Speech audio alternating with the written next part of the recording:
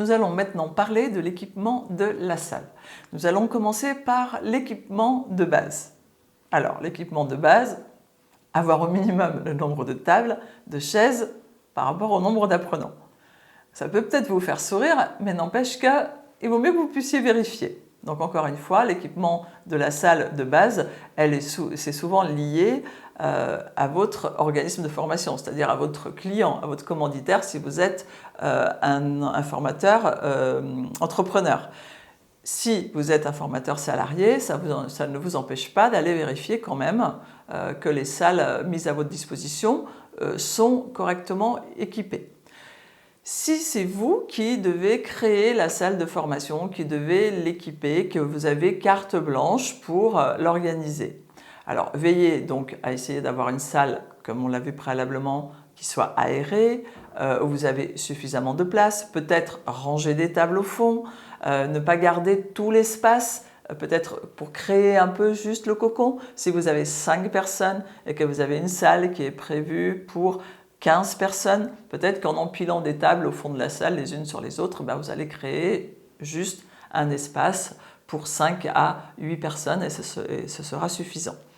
Il faut éviter également d'avoir au mur des choses qui puissent distraire l'attention. Ça peut être très joli, très décoratif, mais ça peut aussi distraire l'attention. Donc, si vous avez besoin de faire de la projection, peut-être voir si vous arrivez à rendre la salle plus sombre, à occulter la lumière pour que ce puisse être visible. Combien de fois je me suis retrouvée dans des entreprises, avant d'être dans le milieu de la formation, ou d'organiser une réunion, d'assister également à des réunions, et là, hop, projection, et on ne voit rien. Et là, on s'aperçoit que eh bien, on ne peut pas, il n'y a pas de store, on ne peut pas baisser bien quand l'on baisse la lumière, on ne voit rien. Il n'y a franchement rien de plus pénible et rien qui puisse plus gâcher une intervention que lorsque l'apprenant ne voit pas ce que vous voulez lui montrer.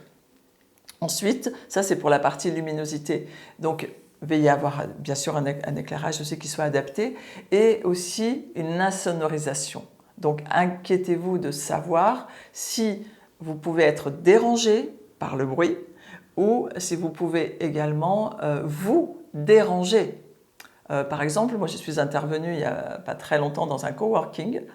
Eh bien, un coworking, il y a plein de monde autour de nous et nous avons visionné des vidéos et certaines personnes n'entendaient pas très bien. Donc nous avons un peu monté le son. Eh bien, à la fin de la journée, les personnes qui étaient dans les bureaux aux alentours, elles sont venues nous voir, elles n'étaient pas très satisfaites parce que nous faisions trop de bruit. Et je vous assure qu'on n'y avait absolument pas pensé. On ne pensait pas que l'on dérangeait.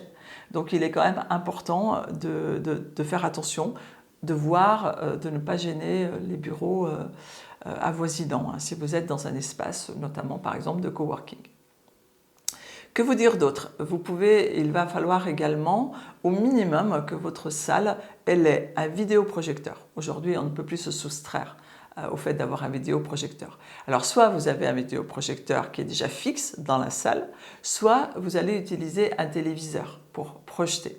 À ce moment-là, il faudra vous assurer d'avoir les câbles HDMI qui vont bien, d'avoir les prises qui vont bien, de savoir si votre écran, vous pouvez le déplacer ou vous ne pouvez pas le déplacer. Ça, c'est vraiment le minimum. Ensuite, vous allez également avoir besoin d'un tableau. L'idéal, c'est le tableau blanc, mais au minimum, il faudrait que vous ayez ce qu'on appelle un paperboard, un tableau papier. Et bien sûr, veillez à vous assurer qu'il soit alimenté en papier vierge. Parce que ça aussi, vous pouvez arriver dans la salle et hop, il ne reste plus que 2 feuilles. Alors comment je fais? Donc soit il faudra vous en inquiéter également. Donc ça, c'est vraiment pour l'équipement de base. Bien sûr, j'oublie quelque chose d'important, prévoir des rallonges. Parce qu'aujourd'hui, tous les apprenants travaillent avec leur PC ou ils auront à exécuter des tâches sur leur PC. Donc, il faudra également vérifier avec votre client ou vous dans votre salle si vous avez bien le nombre de prises suffisantes et en tout cas des rallonges à disposition si besoin. Je crois que j'ai fait un peu le tour pour l'équipement de la salle. En tout cas, l'équipement de base est minimum que vous devez avoir dans une salle. Donc, pour résumer, inquiétez-vous de cet équipement si vous devez intervenir dans un organisme de formation que vous ne connaissez pas. Si vous avez l'habitude d'intervenir dans une salle, assurez-vous quand même, au minimum la veille, que tous ces équipements sont en bon état de fonctionnement. Pour le téléviseur, le vidéoprojecteur, etc., etc., que vous avez bien alimenté votre tableau papier si vous en avez besoin, que vous avez bien les feutres adaptés, voilà, et de manière à ce que votre apprenant, quand il arrive, il se sente bien et il ait la sensation d'être accueilli.